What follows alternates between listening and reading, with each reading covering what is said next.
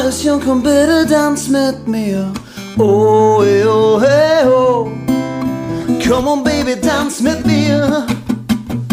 Das ist die Energie, du spürst nur Takt und Beat. Come on, Baby, tanz mit mir. Die Straße alle wach, vom Keller bis zum Dach. Come on, Baby, tanz mit mir. Und alle singen, oh, hey, oh, hey, oh. Der blieb für immer wie ne Souvenir. Oh, hey, oh, hey, oh. Come on, Baby, tanz mit mir.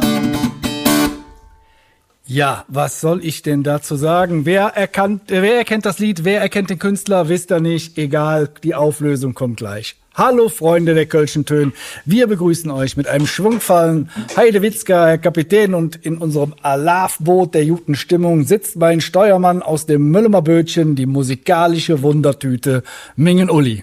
Alarv und Tete, leben fast Lovensfreunde, die heiße Zeit ist da. Mir gegenüber hat der Kapellmeister der Blasmajet und Bumskapell Frank Platz genommen und er schwingt bereits ganz ungeduldig seinen Taktstock. Und heute zur heißen Phase der Session wollen wir euch einmal einen waschechten Kölschen Musiker vorstellen. Nämlich den wunderbaren Fädelsänger und unseren Nachbarn Philipp Godard. Hey. Wunderschönen guten Tag zusammen. Hallo, schön, dass ihr mich eingeladen habt, dass ich hier sein kann. Ja, das ist nicht ganz richtig. Ja. Wir haben uns erstens selber eingeladen und zweitens hat auch der Philipp uns eingeladen, weil wir sind heute nicht im heimischen Studio unterm Dach, sondern wir sind in einem echten Studio. Wir sind ganz aufgeregt. Der vollkommen überbezahlte Tontechniker, der hat schon glänzende Augen bei den vielen Knöpfchen und Reglern, die man hier alle sieht, ne? Aber es ist was ganz Besonderes. Der Philipp hat uns tatsächlich nach Müllem in sein Studio eingeladen und wir sind mächtig beeindruckt. Ja, Philips ist bereits seit einigen Jahren auf den Bühnen und Sälchen rund um Kölle unterwegs und hat uns heute eingeladen, um euch allen seinen neuen Sessionsknaller und wie heißt er? Kölle Alarv vorzustellen. Ein dreimal Kölle Alarv, Leben Philipp. Philipp Godard wird von den manchen als der Kölsche Ed Sheeran bezeichnet, wobei das stimmt natürlich definitiv nicht. Der Philipp ist nicht Fuss und sieht auch wesentlich besser aus als der britische Barde. Bevor wir das tun, Philipp, willst du dich vielleicht lieber selber vorstellen zur Sicherheit? Ja, ich glaube, das ist auch sicherheitshalber ganz angesagt an dieser Stelle. Hallo zusammen, mein Name ist Philipp Godard. Ich bin Fädelsänger, ist ein schöner Begriff, finde ich. Da danke ich schon mal sehr für. Ich bin Musiker, ich bin Produzent, ich bin Bühnenkünstler und ja, meinetwegen der Kölsche Ed Sheeran. Vielen Dank für die Blumen, was das Aussehen angeht. Denn ich bin Solist, das heißt, ich bin als Solokünstler unterwegs. Das ist wahrscheinlich die Besonderheit an der ganzen Geschichte. Und das mache ich jetzt seit ein paar Jährchen sehr, sehr, sehr, sehr gerne und intensiv im Kölschen Karneval. Ja, und da steige ich direkt ein mit meiner allerersten Frage. Seit wann? Denn Jährchen ist ja, das kann ja 15, das können auch 2 Jahre sein. Also wie viel Jährchen ungefähr bist du denn schon unterwegs? Die Frage ist Corona mitgerechnet, ne? Das ist ja, die rechnen wir ja mit. Ich meine, das ist so eine Zäsur gewesen von uns Musiker. Nee, das ist so ein bisschen die Frage, also allein auf den Kölschen Markt oder seit ich Kölsche Songs schreibe und aufnehme und veröffentliche, das ist jetzt gerade mal seit 2020 der Fall, also mitten ins Corona-Jahr ist meine erste Single, geplumpst und gepurzelt, aber auf der Bühne stehe ich schon wesentlich viel länger. Es fing natürlich in der Kindheit schon an und nächstes Jahr habe ich 20-jähriges Jubiläum als Profimusiker. Komm, Philipp, Hosen runter, die Mädels wollen es wissen. Was für ein Jahrgang bist du? Komm, sag es einfach. 86, also noch relativ jung, ne, aber direkt nach dem Abi quasi angefangen als Berufsmusiker. Das sind jetzt nächstes Jahr auch schon 20 Jährchen. Das heißt, du kommst ursprünglich nicht aus Köln. Das ist richtig, genau. Ja. Großes Geheimnis, nee, aber... wir wollen es nicht verraten. Aber du Schwarz-Kölsch. Ja. Ja, das habe ich geliert ob der Akademie. Du warst auf der Akademie? Ja, sicher. Hast du ein Diplom gemacht? Ja, sicher da. Ach, hören's. Das ist meine Varianz von der Söck, das wusste man noch nicht. Nee. Hören's. Respekt, Glückwunsch. Vor allem haben wir das auch nicht gemacht. Nee, das kriegen wir nicht hin. Wir rasseln da durch, sag ich dir jetzt schon. Ich habe mir gedacht, als Immi musste das lieren und ja, da bin ich doch hingegangen. Respekt. Ja, das ist super. So richtig 3 Semester mit allem? Ja, wie sich das gehört. Mit Oh, hör mal, Diplom, mit das ist mal so Abschluss. eine große Empfehlung, alle, die Kölsch lernen wollen. Variante 1 an einer zahlreichen Theke in Köln, einfach so viel Kölsch trinken, bis man Kölsch spricht. Oder zur Akademie für uns Kölsch-Sprach gehen, das wäre Plan B. Ist anstrengender, aber wahrscheinlich am Ende ergebnisreicher. Nö, mir hat aber auch Spaß. Also das ist wirklich gut gemacht. Also auch für alle, die noch kein Kölsch sprechen. Das ist wie eine Fremdsprache mit, man kriegt sogar Lehrmaterialien, Bücher, CDs damals sogar noch mit Hörbeispielen und Kölschen Dialogen. Und den Rest macht die Kölsche Musik. Hör mal, aber ist mal wirklich Respekt. Also das finde ich jetzt mal, dass sich so anzueignen und dann zu sagen, ich bin ein Kölscher Sänger. Jetzt kannst du auch mit Fug und Recht sagen, diplomierter Kölscher Sänger. Das würde ich ja mal definitiv in die Bühnenansagen mit reinnehmen. Ne? Ja, könnte man sagen. Ich finde, es hat mit Respekt zu tun. Also wenn man als Imi nach Köln kommt, und ich bin ja, weiß Gott, nicht der Einzige, selbst Leute, die das Kölsch für sich gepachtet haben, sind ja in, sagen wir mal, angrenzenden Gegenden teilweise geboren. Was aber überhaupt nicht schlimm ist. Es ist ja, Kölsch ist ein Gefühl, das wissen wir alle. Nur wenn man auf die Bühnen geht und singt auch, womit ich angefangen habe, Kölsch-Lieder nach, reicht es oft nicht. Und man hört das ja auch manchmal leider, wenn man sich da so durchmogelt und langknubbelt. Das klingt halt oft so ein bisschen schwierig, und ich habe ein sehr großes Faible für Dialekte generell und finde das sehr wichtig, dass man das erhält, und dann ist der Weg zur Akademie, finde ich, ein ganz selbstverständlicher, dass man einfach sich damit beschäftigt. Jetzt will ich ja nicht klugscheißen, ne? Aber die Kölsche Sprache ist kein Dialekt, ist eine eigene Sprache. Da hast du recht, das ist mein Fehler. Also, das ja. nur für Ja, unsere stimmt, Hörer, ja. schöne Grüße an die Akademie, das wissen wir alle, der Philipp weiß es auch. das wissen wir. Ne? Also insofern Man alles versteht gut. aber, was ich damit sagen Ja. will. Also diese ganzen Einschläge, und auch innerhalb der Stadt gibt es ja durchaus Kölsch. Fragmente nenne ich es mal. Also es wird zum Beispiel in der Südstadt wurde ein anderes Kölsch gesprochen als in anderen Teilen der Stadt. Das macht die Sprache lebendig, wo wir dann doch beim Dialekt sind. Jede Gegend hat so kleine Nuancen, die sich abwandeln von der Sprache, die dort gesprochen wird. Das finde ich halt mega interessant. Und Es auch gibt wichtig. 16 verschiedene Wörter für Stachelbeeren. Ach, Wahnsinn. Ja.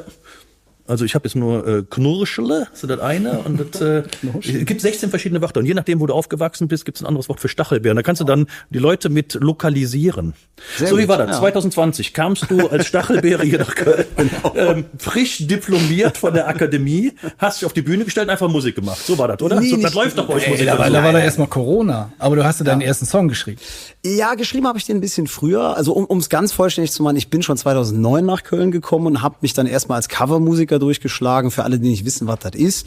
Man singt Krams nach von anderen Leuten und verdient damit sein Geld. Also ich habe Hochzeiten gespielt und Schützenfeste und irgendwann natürlich auch Karnevalspartys, wo man dann halt eben Lieder von Brings und Blackfoes und Höhner nachsingt, und bin 2019 auf die erste Kölsche Kreuzfahrt gebucht worden durch meine Agentur, den sogenannten Jeckliner. Die Hanseaten der TUI haben sich gedacht, wäre doch eine total verrückte Idee, einmal mit ein paar Karnevalsbands im Mittelmeer rumzuschippern.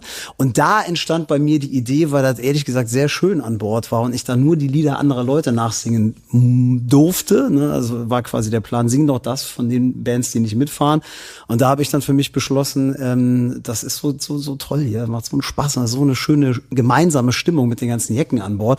Ich will das auch mal. Dann habe ich an Bord der Mein Schiff, eine kleine Werbung an der Stelle, habe ich meinen ersten Kölschen Song tatsächlich geschrieben. Und der hieß? Der hieß Ewig, das ist auch meine erste Single, die ist dann ein Jahr später erschienen. Okay. Aber dann ging es ja nahtlos weiter. Ich glaube, 2023 hast du dein erstes Album veröffentlicht. Mi leve im Loop, glaube Ja, ich. Ne? genau. Ich kann mal sagen, was mein Lieblingslied davon ist, wenn ich es richtig sage, ist, glaube ich, Dat die Räusch und Dat die Ach, Flöhe. wie schön, ja. Das ist ein sehr schönes Lied. Das freut mich zu hören. Ja, genau, das erste Album. So, und dann bist du ja wahrscheinlich, haben die dich gebucht wie geisteskrank. Oder ich will mal andersrum anfangen. Wie schwer ist es denn als Newcomer mit einer Single und ich sag mal, jede Menge Jeck-Liner-Erfahrung Als Captain Iglu der Kölschen Musik. als Captain Iglu der Kölschen Musik, sag ich mal, top ausgebucht zu sein? Ja, das ist so gut wie unmöglich, um da direkt zu spoilern.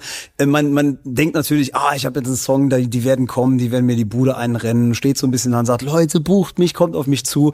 Stimmt aber nicht. Es gibt aber in Köln so ein paar alteingesessene Institutionen und Möglichkeiten, sich etwas bekannter zu machen. Reden wir über den Vorstellabend. Reden wir über den Vorstellabend, genau. Ne? Also es gibt halt mehrere Vorstellabende in der Region. Einer der bekanntesten hier in Köln ist der Kajuja-Vorstellabend.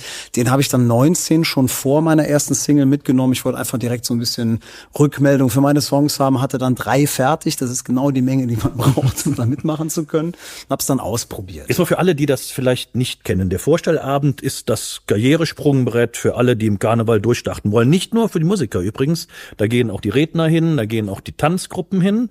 Und dann können die sich vor den sogenannten Literaten, das ist ein wichtiger Begriff im Kölschen Karneval, vorstellen. Das heißt, die spielen dann davor. Das sieht dann irgendwie so ein bisschen aus wie eine normale Karnevalssitzung fast. Aber im Publikum sitzen halt jede Menge Literaten. Das sind die Jungs, die später für die Karnevalsveranstaltung das Programm zusammen buchen. Und dann steht man da oben und bemüht sich dann ab, um vor denen zu glänzen, richtig? Ja, so kann man sich das vorstellen. Ist für alle Beteiligten was anstrengend, weil man im Viertelstundentakt da einen Künstler nach dem anderen sieht. Man selber ist total aufgeregt auf der Bühne, hat nur 15 Minuten Zeit, um sich irgendwie zu präsentieren. Und dann geht's ab ins Foyer und dann im besten Fall kommen die Literaten alle auf einen zugerannt und sagen, Mensch, das war super, spiel doch bei uns. Aber nochmal, du kannst ja nicht einfach sagen, hoppla, hier bin ich, jetzt gehe ich zum Kajuja-Vorstellabend. Doch, das kann man machen. Ich hatte aber Glück. Das ist unsere Chance. Chance. Wir starten durch. Nein, man muss natürlich vorher was einreichen. Es gibt so eine kleine vorgeschaltete Vorauswahl, die dann sagen, Mensch, komm doch vorbei. Dann gibt es ein paar Vorabende, die man überleben muss. Aber für den ersten Abend kann man sich natürlich ganz einfach bewerben. Also Köln sucht den Superstar so ein bisschen, ungefähr, ne? aber ich muss eine Lanze für die Leute brechen. Die machen sich da eine Riesenarbeit, eine Riesenmühe, auch im Ehrenamt natürlich, um die Förderung der neuen Künstlerinnen und Künstler der Stadt irgendwie voranzutreiben. Und das sind dann 4 Abende, wo verschiedene Bands sich vorpräsentieren. Dann wird daraus eine Auswahl getroffen, die sich dann am Vorstellabend präsentieren dürfen. Und da sind ja auch schon einige entdeckt worden. Denn die Kajuja ist da ja renommiert und auch stolz drauf und auch absolut zu Recht. Deswegen immer noch ein schönes Sprungbrett. So, nach deinem Vorstellabend hattest du dann anschließend 77 Buchungen für die nächsten 3 Tage in der Tasche, richtig? Leider nein. Da muss man natürlich dann ein bisschen realistisch sein und man muss auch ein paar andere Zahlen in den Raum stellen. Mittlerweile gibt es so viele Bands und Künstler in Köln, dass es natürlich ein riesen Gerangel ist. Also war ein schöner Vorstellabend, aber ich sag's mal so, im nächsten Jahr war ich nochmal da. Wo sind wir denn jetzt angelangt? Jetzt sind wir in 2025. Wie viele Auftritte in der Session hast du denn ungefähr? Genau, ja. Das ist immer so, da spricht mancher nicht so gerne drüber, andere sprechen da ganz offen drüber. Man sagt auch, nirgendwo wird so viel gelogen wie im Karneval bei dem Thema, wie viel Gage man bekommt und wie viele Auftritte man hat. Nach Gage fragen wir nicht. Das ist leider... Das reicht die Gage, die heute von uns kriegst hier für genau. 26.000 Euro 300. Ich bin da ganz offen, weil ich auch ein bisschen stolz bin. Ich habe letztes Jahr so gesehen meine erste richtige Session gespielt, weil das jetzt durch Corona, wir haben es eben schon angesprochen, natürlich total blöde Zeit war, 2020 die erste Single zu machen. Wir wissen alle, die Session 21 ist komplett ausgefallen, 22 dann mit Einschränkungen. Man hatte auch 20 unter dem Jahr nicht viel Zeit, sich zu präsentieren. Deswegen war 23 meine erste halbe Session, wo man dann so langsam reindröppelte nach Corona. 24 meine erste richtige Session und dafür bin ich eigentlich ganz happy, dass ich dieses Jahr bei etwas über 50 Auftritten schon stehe. Das kann sich für eine Session als Newcomer, der noch nicht so lange dabei ist, schon ganz schön sehen lassen. Ja, das finde ich auch eine respektabel. Ich meine, das ist ja auch anstrengend. Ja, gut, ich hätte gerne noch mehr auf jeden Fall, okay. klar, ne? Ja. Aber es macht auch riesigen Spaß, also man bekommt auch unheimlich viel zurück. Aber klar, man muss auch erstmal reinwachsen, deswegen ist man ja auch froh, dass dann so sukzessive mehr wird. Hast du, also du hast dann an einem Abend oder an einem Tag mehrere Auftritte. Und was mich ja immer brennend interessiert, ist ja, wie geht man denn als Künstler oder wie lernt man es denn als Künstler damit umzugehen, dass, sag ich mal, wenn man vielleicht um 16 Uhr gebucht ist, der Saal noch einigermaßen gerade ausgucken kann, ja. Und dann, sag ich mal so, ab 23 Uhr liegt die Hälfte auf der Bank. Ja, ich würde schrecklich gerne sagen, man versucht einfach mitzuhalten und trinkt den ganzen Tag mit. Das macht man natürlich nicht. Also wir trinken eigentlich fast alle so gut wie gar keinen Alkohol in der Zeit, weil es anstrengend ist.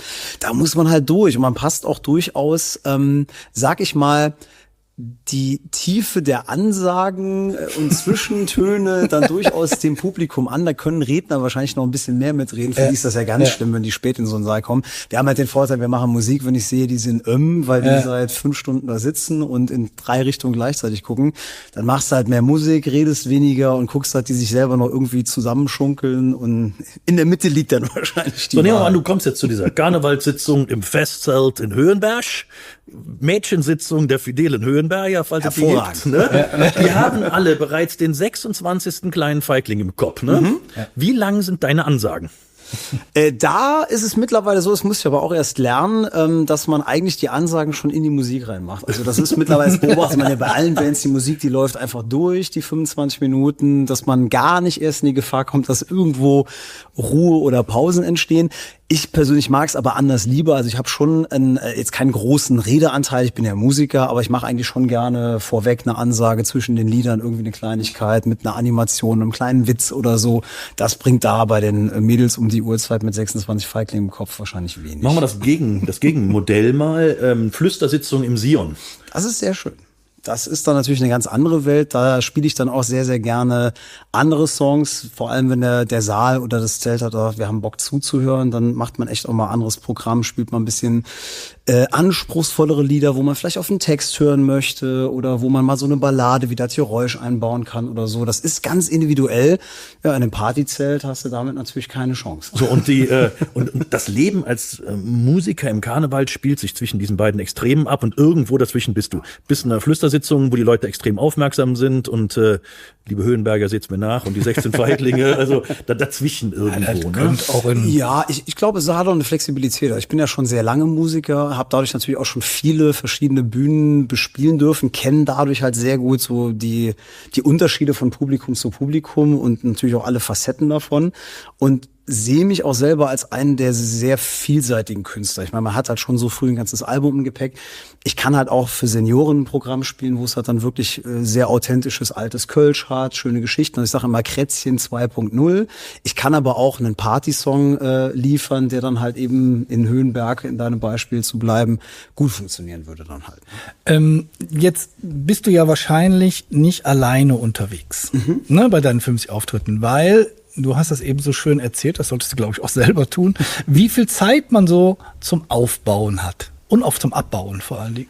Ja, also es gibt da unzählige Anekdoten eigentlich. Letzten Endes ist es ein bisschen unterschiedlich. Ich sage immer, im Umland hat man mehr Zeit. In Köln ist es teilweise wirklich krass. Und wenn man mal auf einer Sitzung war, dann kann man das auch eigentlich selber einschätzen. Also ihr müsst euch vorstellen, da ist gerade ein Künstler, Künstlerin von der Bühne runter, der Ausmarsch, die Musik endet.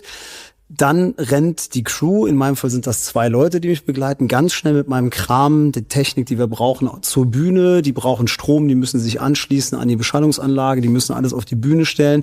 Bei mir geht das jetzt noch, bei den Bands ist das irrsinnig viel Zeug.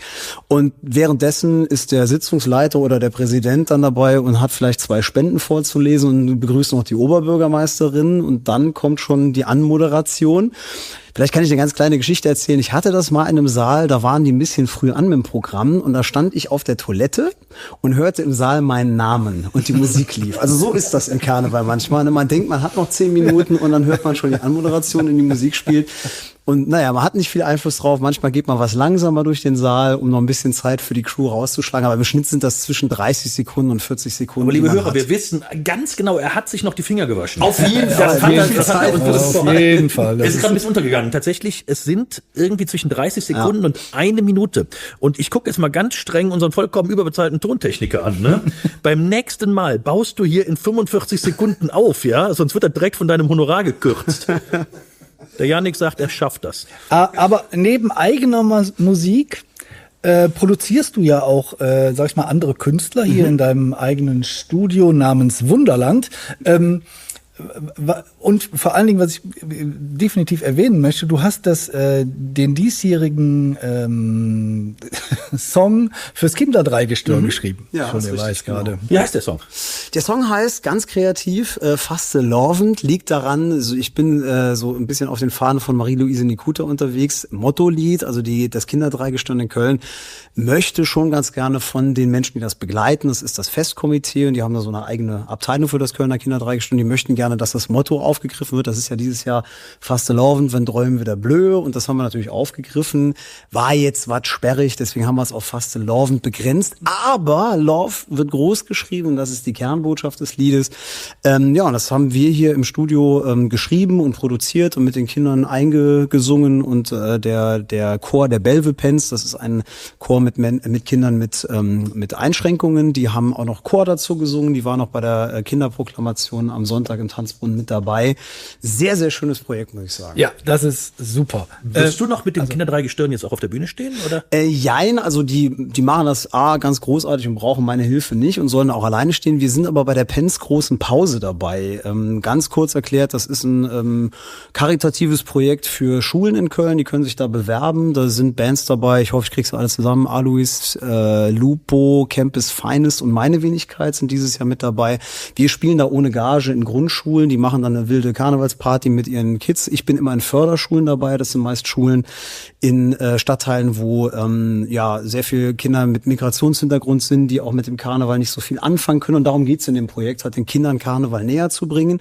Da werde ich auch das Kinderdreigestirn treffen. Ne? Wir sind dann zusammen auf Tour und ich werde wohl auch, so wie es aussieht, einen Tag, wenn meine Zeit es erlaubt, bei denen mitfahren. Da haben sie mich jetzt am Sonntag eingeladen. Finde ich auch mal ganz cool, da mit den Dreien unterwegs zu sein. Ich hatte mit Milieu gesprochen, die haben das auch mal gemacht irgendwann.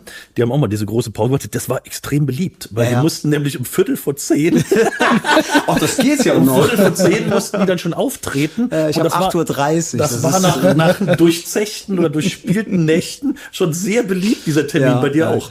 Ja, aber ich muss ganz ehrlich sagen, sobald die Kinder anfangen, da Gas zu geben, ist das auch schon wieder vergessen. Also ich habe meinen ersten Termin donnerstags, glaube ich, um 8:30 Uhr, ist Spielen. Das heißt, du bist dann irgendwie um 7:30 in der Schule. Ich glaube, so früh war ich als Schüler nicht in der Schule. Ich war nicht so oft in der Schule. Aber das finde ich total klasse, weil die Kids, die haben halt richtig Bock da drauf. Und das ist echt das Schönste der Welt. Also auch so Kindersitzungen, wenn du einfach siehst, die haben sich da kostümiert und dann irgendwie die Schulhalle parat gemacht und sind dann alle verkleidet und egal woher du kommst, egal wie du drauf bist, ob du mit Karneval was am Hut hast, ob die Eltern was damit am Hut haben, ist völlig egal. Die feiern dann alle zusammen Karneval und das ist cool, das ist schön. Jetzt nochmal in aller Deutlichkeit für euch alle. Das ist ein Charity-Projekt auf Neudeutsch, also für Imme Sünd. Die Künstler, die da auftreten, die bekommen einen warmen Händedruck und einen Papporden von den Kindern überreicht anschließend. Das stimmt, ja. Und dafür mal großen Respekt an euch alle, nicht nur an dich, sondern auch an deine Kollegen, die das mitmachen. Das ist großartig und das ist mal echte Brauchtumsförderung und zwar ganz da, wo es hingehört, nämlich ganz am Anfang, wo man noch entsprechende Weichen stellen kann. Also dafür vielen, vielen Dank im Namen von allen, dass ihr das macht. Ja, klar. Großartig. Finde ich selbstverständlich. Ja, ich weiß jetzt auch gar nicht, es gibt ja an einigen Schulen auch eine Kölsch AG. Also bei Jannik, bei dir an den Schulen, ne, da gab es sowas nicht. Das ist schlecht. Also eigentlich müsste das eine Pflichtveranstaltung sein. Ja. Ne, was ist ja eine Sprache. Das ist eine Sprache. Eine Fremdsprache für die meisten auch. Ja, und auch die Kultur. Also ich meine, du lebst ja an einem Ort, so wie ich jetzt gesagt habe, ich gehe zur Akademie, möchte diese Sprache lernen, kann man das in der AG machen. Ich finde, es gehört aber auch dazu, sehe ich zum Beispiel ganz genauso, sich mit dem Brauchtum Karneval zu beschäftigen. Also da auch mal in die Geschichte zu schauen, wo kommt das her, was steckt dahinter. Und es gibt so viele Kleinigkeiten im Karneval, die viele nicht wissen, was die alles Und da rennst du bei mir sowas von offene Türen ein, weil nämlich genau das ist es. Karneval ist nicht mit dem Zug nach Köln kommen, auf den Zülpi sich die Rübe zuhauen, in den Eingang kotzen, um dann wieder nach Hause zu fahren. Das ist nämlich was ganz anderes. Das ist kein Karneval. Was wir in Köln machen, ist was anderes. Und Karneval ist nämlich, ja, es ist Brauchtum, aber es lebt dann auch. Ja, ich hatte gedacht, Deiters hätte den erfunden. Liebe Deiters, falls ihr das hört, ladet uns ein, wir kommen vorbei, um euch über eure Erfindung des Karnevals zu sprechen. 1823, Hubert Deiters erfindete Fastelavond. Der Deiters. Aber, lieber Philipp, wir sind natürlich heute auch hier, um etwas vorzustellen. Und zwar deine neue sensationelle Single namens Kölle Alaf. Sehr schön. Wie ist es dazu gekommen? Wie ist die Geschichte dieses Songs? Ja, das ist wirklich ein ganz besonderer Song. Der ist so besonders, dass er sich verspätet hat. Das ist eigentlich der größte Witz. Ihr habt eingangs zum Podcast meine eigentlich aktuelle Single Souvenir gehört. Das ist ja im Kölschen auch so, dass man, wenn man sich dann mal halbwegs etabliert hat, jedes Jahr ein Lied irgendwie beisteuert. Dann gibt es für die Älteren, die werden sich noch erinnern, CDs, heutzutage Playlists, wo man sich dann auch meistens tummelt und diese ganzen Lieder zusammengetragen werden. Die bekannteste ist sicher die Karneval der Stars, wo jedes Jahr neue Lieder vorgestellt werden. Das sind unheimlich viele. Dieses Jahr waren es bei vielen Bands 2 Songs und ich habe irgendwie mein Lied Souvenir abgegeben, war auf der Kölsch für alle mit drauf. Das ist im November erschienen, zur Vorsession, wie wir das nennen. Und dann ist mir irgendwie, ich weiß gar nicht mehr genau wo, irgendwie geisterte tagelang so eine Idee, Mensch, Philipp, du müsstest mal so eine Hommage an die Lieder in Köln machen. Ne? So irgendwie ein Lied, wo der Text sich zusammensetzt aus bekannten Liedern von früher bis heute. Da wäre doch eine tolle Idee. Da habe ich gesagt, das hat bestimmt schon irgendwann, die Blackfirst haben das bestimmt schon in den 80ern mit älteren Liedern gemacht oder so. Gibt es bestimmt. Recherchiert, geschaut, so gut wie nichts gefunden. Also nichts wirklich, was mal irgendwie durchgeschlagen ist. Und ich weiß nicht, ob ihr das Lied von Adel Tawil, Lieder kennt, deutsche Nummer, die sehr erfolgreich war, die das mit internationalen Titeln auf Deutsch übersetzt gemacht hat und einen sehr schönen Text daraus gemacht hat. Und ich gesagt, es muss doch möglich sein, die Songideen, also die Titel von früher bis heute so in den Text auch zu verarbeiten, dass eine schöne Message entstehen könnte. Und da habe ich so für mich rumgeschrieben und gemacht und getan und ich habe einen Kollegen von den Klüngelköpf, der liebe Waldi, Grüße an der Stelle, wir schreiben zusammen sehr, sehr viel und der kam irgendwann ins Studio zu einer Songwriting-Session und meinte, ey Philipp, weißt du, was eine super Idee wäre? Ein Lied, wo der Text aus bekannten kölschen Liedern und der Philipp griff in die Schublade, holte das Ding raus und vor allem Waldi war blass wie die Wand. Und vor allem habe ich zu Waldi dann an der Stelle gesagt, das ist nicht gut, weil wenn ich die Idee habe und du die Idee hast, dann ist die sehr wahrscheinlich gut, ist aber sehr wahrscheinlich auch die Idee einer dritten Person. Wir müssen uns jetzt irgendwie mal da dran setzen. Wir bringen das Ding morgen raus. So ungefähr. Und dann haben wir ganz schnell das Ganze zusammengeschrieben und da ist echt ein guter Song draus geworden. Der Name ist ein bisschen kitschig, gebe ich zu, aber er trifft einfach den Nagel auf den Kopf. Die Aussage ist simpel zusammengefasst. Wenn man hier aufgewachsen ist, gehört die Musik als, ich nenne es mal Botschafterin des Brauchtums und des Karneval so ein bisschen in die kölsche DNA. Jeder kennt die Lieder bis Ostermann zurück mindestens und kann also Teile davon mitsingen, Refrains davon mitsingen, hat irgendeine Erinnerung ans Feiern, an die Kindheit im Karneval, wie man den Zug gucken war oder wie man in der Tanzgruppe getanzt hat. All diese Dinge sind in uns drin und das ist ja über 200 Jahre jetzt nun mal der Fall und wird sehr, sehr wahrscheinlich so bleiben und da eine Hommage zu setzen und die etwas hintergründige Idee dabei ist aber auch, dass ich damit so ein bisschen eine Zäsur vollziehen möchte. Ich habe die letzten Jahre natürlich erst hatte ich zu wenig eigene Titel, also hat man immer noch viel gecovert auf der Bühne, kommt halt aus dem Coverbereich und es ist unheimlich schwer, wenn man mal als Coverkünstler auch bei dem einen oder anderen hängen geblieben ist, sich davon wieder loszuspielen.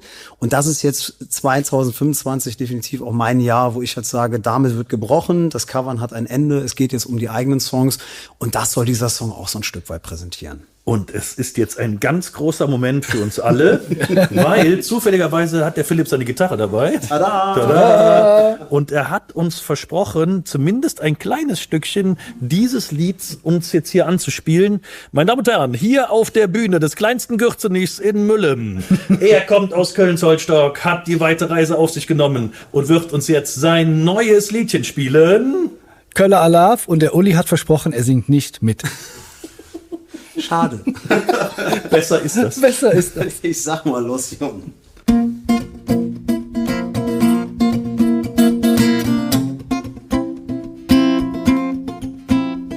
Mit heim wie nach Köln, wenn es sein muss zu Fuß. Für die alle paar Blümchen in unserem Fädel zu Hus. Wahre Piraten als Pensdorf für jedes K-Wort. Höchst steht die Welt still, denn es geht wieder los. Solang wir all noch am Leben sind, ne kölsche Jung steck in jedem drin.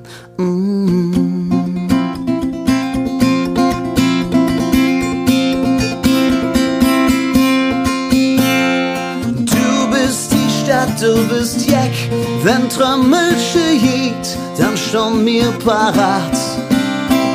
Viva Colonia Alav, ja Menschen wie mir, aus der Stadt mit K, die singen immer oh, oh,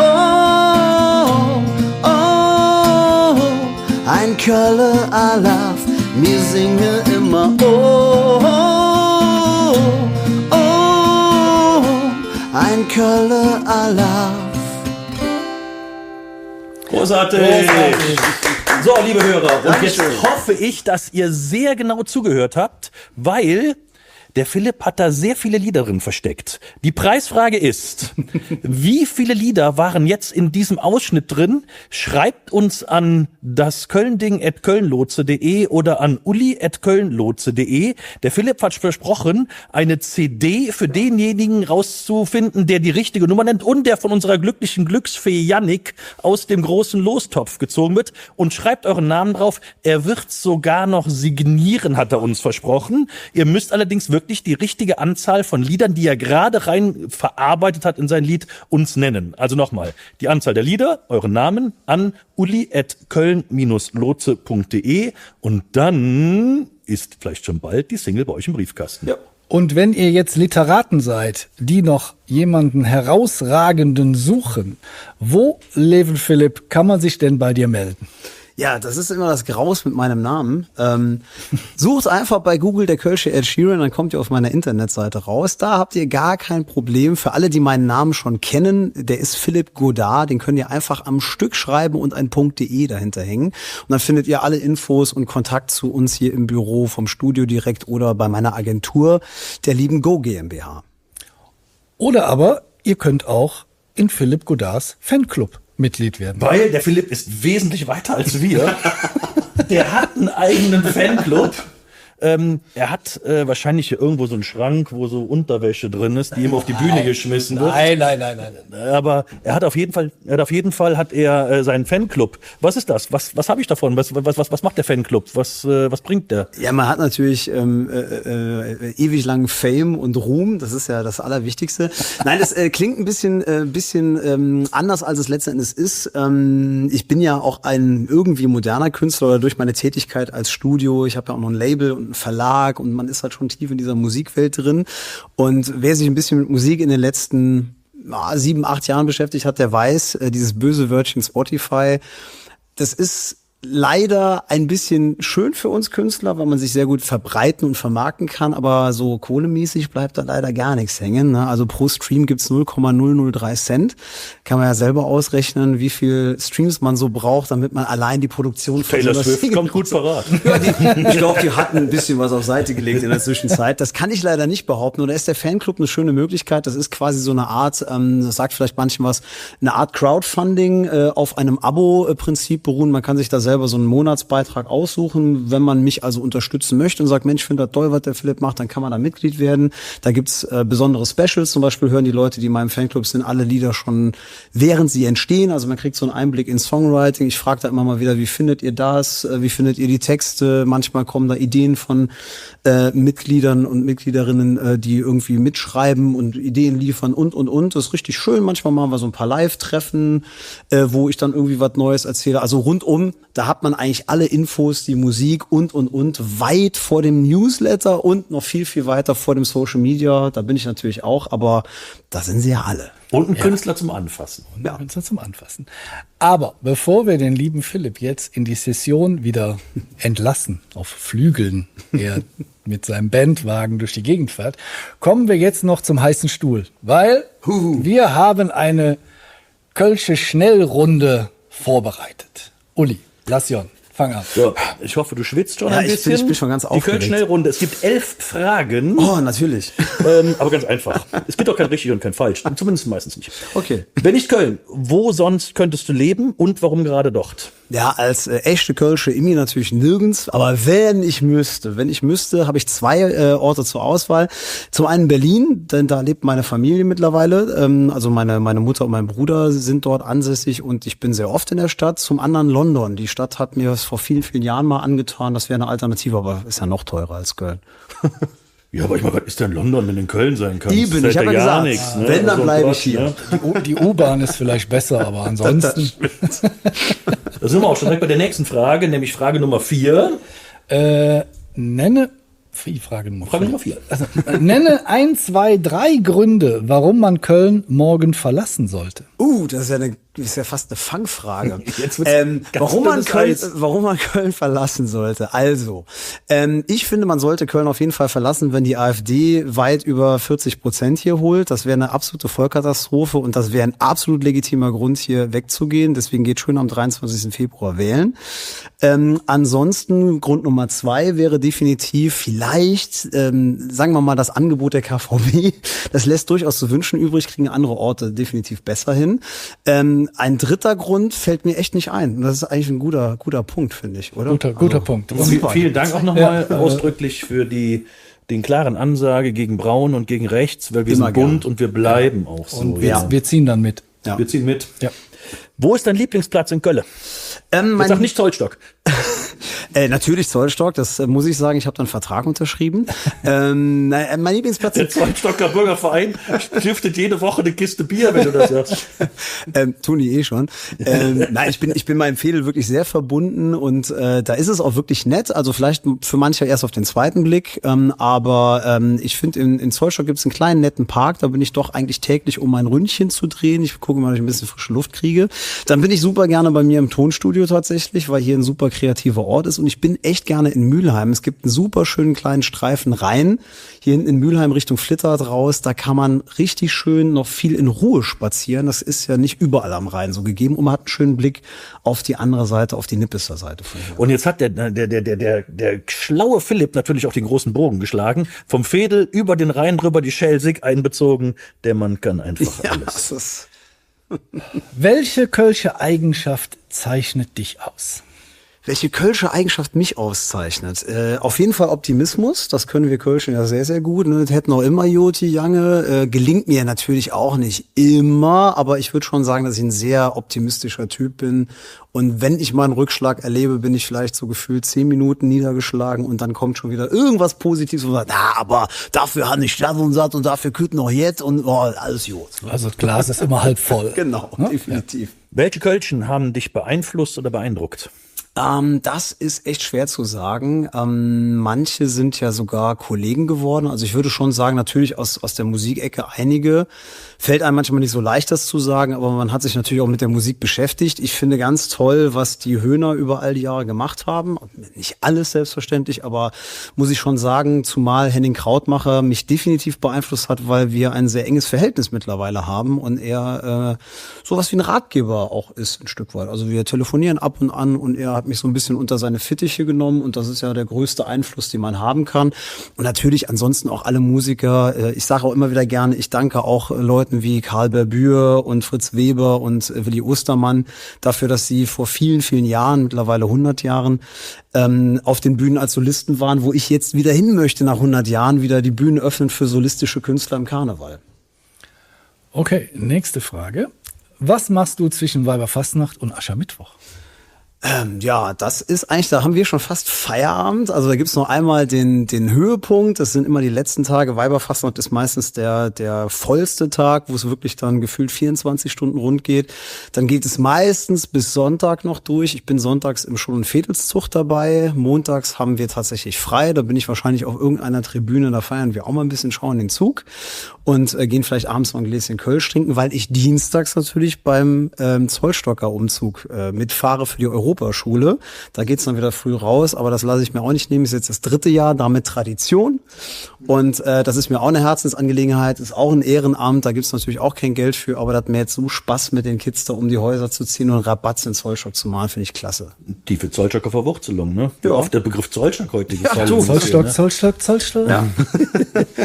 So, jetzt wissen wir, was du zwischen Weiberfastnacht und Aschermittwoch machst. Und was ist zwischen Aschermittwoch und Weiberfastnacht? Ja, da wird geschlafen natürlich. Nein. Das sind dann aber 11 Monate und 4 Wochen. Wir Karnevalisten, wir sind ein bisschen wie Bären, nur umgekehrt. Wir haben einen langen Sommerschlaf und sind dann im Winter wieder aktiv. Nee, das Jahr ist natürlich sehr voll. Normal machen wir eigentlich fast alle, da gehöre ich jetzt mittlerweile auch dazu, nach Aschermittwoch erstmal ein bisschen Urlaub, so meistens ein paar Wochen wirklich entspannen, runterkommen, vielleicht sogar in die Sonne fliegen. So die Kanaren sind sehr angesagt bei einigen Karnevalisten, dass man so ein bisschen Sonne tankt und einfach mal nix macht. Und dann geht's halt schon wieder ins Studio. Es ist ja eben schon gesagt worden, ich schreibe ja nicht nur für mich. Das heißt, wir haben richtig viel Arbeit dieses Jahr für mehrere Künstler in Köln und in ganz Deutschland zu schreiben, zu produzieren, für mich selber zu schreiben. Konzerte stehen an, ab April geht's dann ab Doch, ab April geht's dann schon wieder mit Konzerten los. Wann fährt das Schiff? Das Schiff fährt dieses Jahr leider ohne mich, deswegen mache ich jetzt nicht noch mehr Werbung. Ja, ich bin auch ganz entsetzt. Ich bin jetzt 4 Touren mitgefahren, die 5. findet leider ohne mich statt. Da bin ich auch echt ein bisschen geknickt. Deswegen fahren wir beide auch nicht mit. Das finde ich sehr nett von euch. Das nenne ich echte Solidarität. Nö, aber ansonsten ist das Jahr natürlich dann voll von kleinen Konzerten, größeren Konzerten, Auftritten, wo man so unterwegs ist. Und dann ist man eigentlich auch schon Richtung Sommer mit den neuen Songs beschäftigt. Spät. Die Straßenfest-Saison fängt ja dann auch bald an. Ne?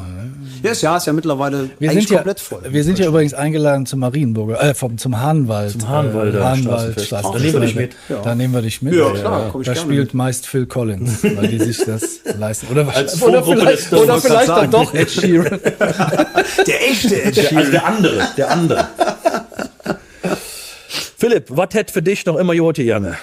Für im Prinzip alles. Also wenn man wirklich runterbricht, ist eigentlich alles immer nur halb so schlimm, wie es am Ende ist. Ist so. Mich in der Technik, tut so mir positiv leid. alles hier, ne? Ja, das ist Meine aber so. Herren, ne? Wenn man nur ein bisschen Zeit vergehen lässt, kann man immer am Ende sagen, weißt du was? Und dafür war es gut. Und das ist so ein bisschen auch das Kölsche. Und deswegen würde ich sagen, eigentlich alles. Fällt mir, um es nochmal zu sagen, im Hinblick auf die Wahlergebnisse der AfD im Osten ein bisschen schwer, das zu sagen.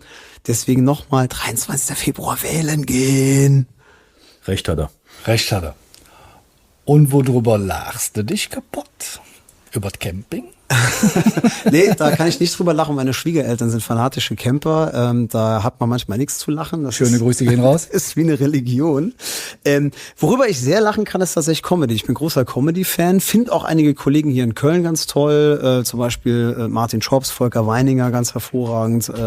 Auch ganz groß finde ich den Tuppes vom Land, einer der letzten Vertreter der Reimrede. Marc Metzger natürlich sensationell lustig. Also da kann ich mich schon tierisch beömmeln, wenn Leute Humor haben und das dann irgendwie gut rüberbringen, ob Kölsch oder nicht, ist ja. Da haben wir einen Tipp für dich, weil unser völlig überbezahlter Tontechniker, mein Sohn Yannick, hat uns am Samstag ins Theater eingeladen. Ja. Wir waren bei der Mission Colonia. Oh, ist das gut? Das ist so sensationell. Wirklich, das war der Oberknaller. War Ja. das. Danke nochmal, Yannick, für die Einladung. danke nochmal. Aber bei dem ganzen Honorar kann es wirklich mal leisten.